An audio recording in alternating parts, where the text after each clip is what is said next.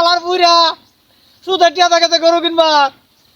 একটি বিশেষ ঘোষণা, একটি বিশেষ ঘোষণা, একটি বিশেষ ঘোষণা সকলের অবগতির জন্য জানানো যাইতেছে যে আমার দাদা আকান্না মাতবর 1,50,000 টাকা দিয়া একটা কোরবানির গরু কিনেছে।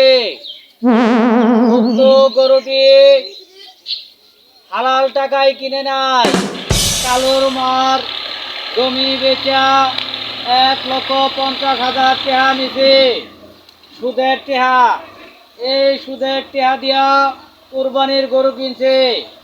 আপনারা মহল্লাবাসী এই সুদের টেহার গরুর কোরবানির মাংস কেউ খাবেন না।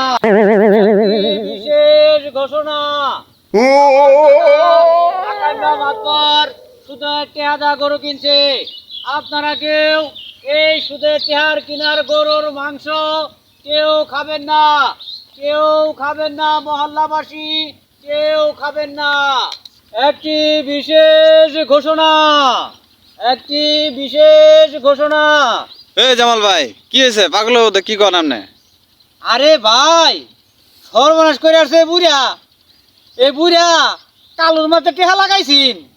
হ্যাঁ, এই টেহা তো বেড়ে দিতারে না, বেড়ে গরিব মানুষ। বুড়া করছে কি, কালোর মার জমি বেচছে সেদিন। বেচা এ লাভের 1.5 লাখ টেহা নিছে। টেহা নিয়া বুড়া জিনাইগাতি বাজারে যায় 1.5 লাখ টেহা দা একটা দামরা গরু কিনে আনছে। এই গরু বলে বুড়া কুরবানি দিব। হায় হায় হায়, কি কয় এটা? সুদের টেয়াতে কোরবানি দিব?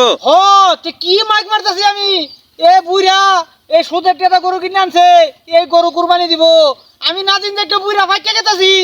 আমারে বিয়া করাই তোরা বলে বুড়া, বুড়া নিজে বিয়া করার লাগে ঘুরে। এখন সুদের টেদা গরু কিনে আনছে, এই গরু কুরবানি দেয়া এলাকার মানুষেরা খাওয়াইবো। আরে ঠিকই তো আছে, নাতিন পুরে যেতেছে, বিয়ে করে না, মাইক মারো। আরে ভাই, তোকের কথা আর কইস না।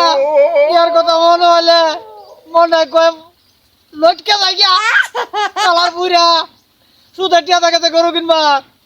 একটি বিশেষ ঘোষণা, একটি বিশেষ ঘোষণা।